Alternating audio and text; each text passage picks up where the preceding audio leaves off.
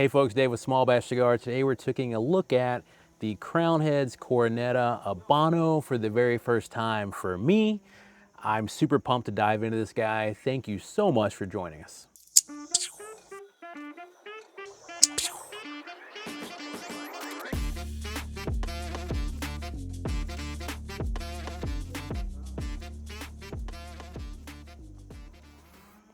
Before I lit this cigar, it really reminded me of buttery, salty popcorn on the foot, just giving it a good smell. But after I've lit it, these first couple of moments here, which I had some technical difficulties and I couldn't record, I apologize, but it's reminding me of a little bit of oak, a little bit of pepper that's coming through the nose more so than the mouthfeel, and a little bit of creaminess to it as well. It's actually reminding me of homemade whipped cream. This is a really interesting cigar for what I've been smoking lately. It's not too spicy. It's not too anything. It's very well balanced. I would say it's so far a solid medium body. And the spice is just a really good contrast.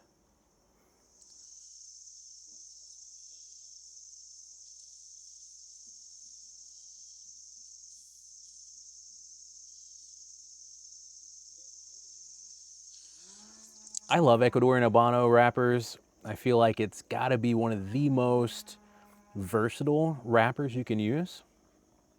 They can do so many great things with it. And so far, I'm digging this cigar. Let's take a quick look at the composition. All right, so it's got an Ecuadorian Habano wrapper, Nicaraguan binder, and filler leaves, and I am smoking the Earl, a 5x52. And Coroneta actually comes to us from two factories, two very unique blends. It's not just an Habano and a Maduro. The Habano was made at the Naxa factory, but the Maduro came from EPC's factory, which is always exciting. I haven't smoked either of these yet until today, so I'll be curious to try the Maduro as well. But yeah, so far this is a very enjoyable cigar. Easygoing. The pepper's not overwhelming. There's just a little bit of woodiness, a little bit of a homemade whipped cream on the texture as well as the flavor profile. Let's see if there's anything else happening.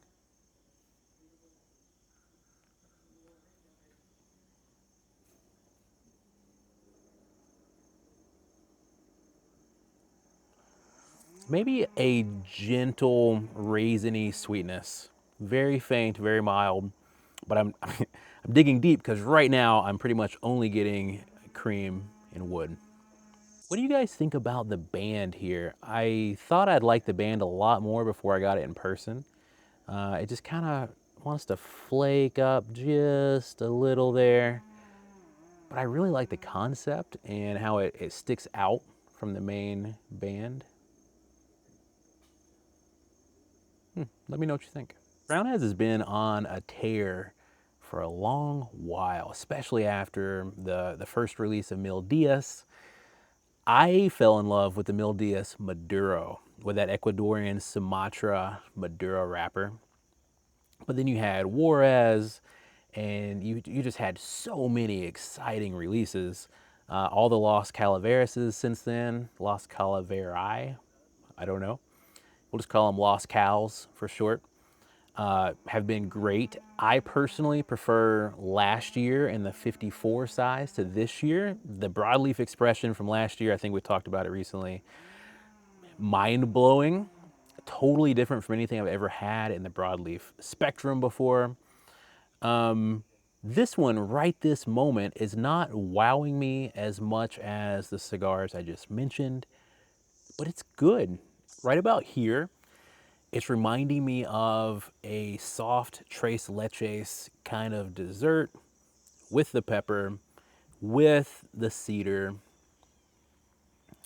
It's really interesting. I was dead set on oak in the beginning of this, but now, and I haven't had more coffee since that first sip, it's kind of transitioning into a cedar. But the tres leches, with a little bit of pepper to contrast is pretty dang good.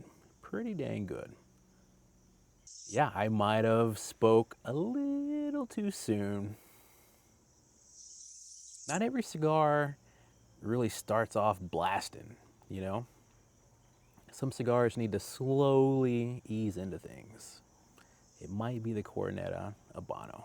So I used to live in Tennessee, and Crowned Heads is based in Nashville, and I was in East Tennessee, around the Knoxville area. And I remember one time I wanted to see if I could set up an interview with Jon and go down to his location and set everything up.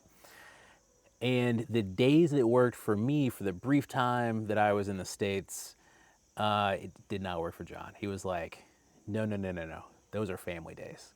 And if that is not the coolest fucking thing I've ever heard, I don't know what is. I think it's awesome. And if you ever get the chance to meet Jon Huber, just such a great dude. He will tell it straight, exactly like it is. And if you happen to be smoking one of his cigars and he asks you what you think about it, don't lie. Just tell him the truth. If it wows you, it wows you. If you're like, I don't know yet, you don't know yet. But yeah, Jon, he will call your ass out if you're like, oh, this is the best cigar I've ever had.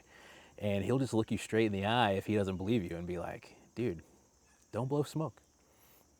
Awesome guy, makes great cigars. All right, let's drop the ash so it doesn't end up on my person. Let's see what we got.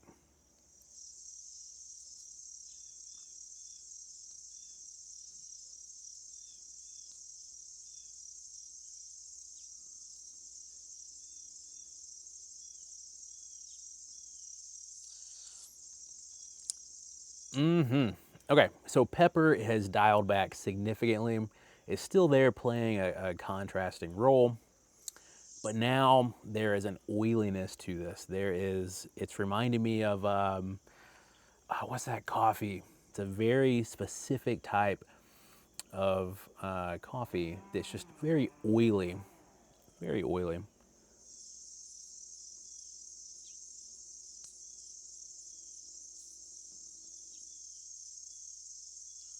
Those sensations of tres leches, gone. Right this moment, it is all coffee. It is a little bit of pepper. It's tasting much more like oak again. Yeah, this is good. This is also a hallmark of a great cigar. I've had that one sip of coffee, one sip of sparkling water, and we're about 30% through it. And that's if you consider the whole thing. We're probably more like half of the way through what I'm going to smoke of this cigar. It's what Dion would call a gusher. You know, it makes your palate wet. It's not drying in any way, which I can appreciate a lot. There's just the faintest hint of dried fruit right here. It reminds me of a dried apricot. And again, the oils on the palate are just really, really intense right now in a good way. We're getting close to the midway point of this cigar. Cafe Bustelo, rocking and rolling with the oils on the mouthfeel. It's also becoming bready. I would classify this in the French bread realm. And pepper is gone. It's just super creamy, super bready, super oily on the palate. Cream is building at this point, and that little bit of dried apricot, I don't even know how to say it right, that comes through every now and then, uh, it's it's good. Combine that with the breadiness, and it's like a peaches and cream oatmeal sensation. Every now and then it hits just right, especially when you let it cool before taking a puff. And it's just so oily still.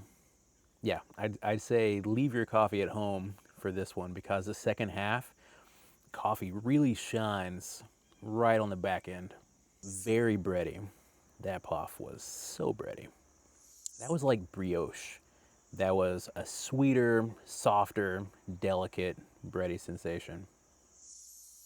That was good. I am quickly becoming a fan of this cigar. The first half inch to an inch, I was like, I don't know. But right here, right now, I can see myself enjoying a whole lot of these.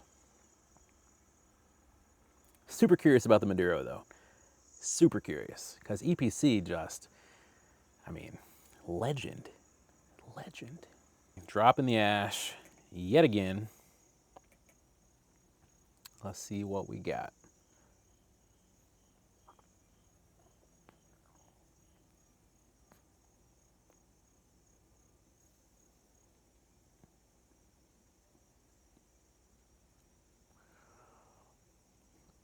Just breadiness, that coffee oiliness, as well as the taste. No pepper, no spices. At this exact moment, no delicate sweetness on the finish or anywhere else. It is just a darker expression right now. Right here, and I am burning a little hot because I just applied some flame. I gave it a couple of puffs to keep it going after dropping the ash. But I'm getting what reminds me of Hershey's chocolate with almonds. A little bit of the nuttiness, a little bit of that. Their chocolate's kind of roasted tasting already. And yeah, breadiness, oils. It's very creamy. Super good. This might end up being my favorite section of this cigar, closing it out in the final third.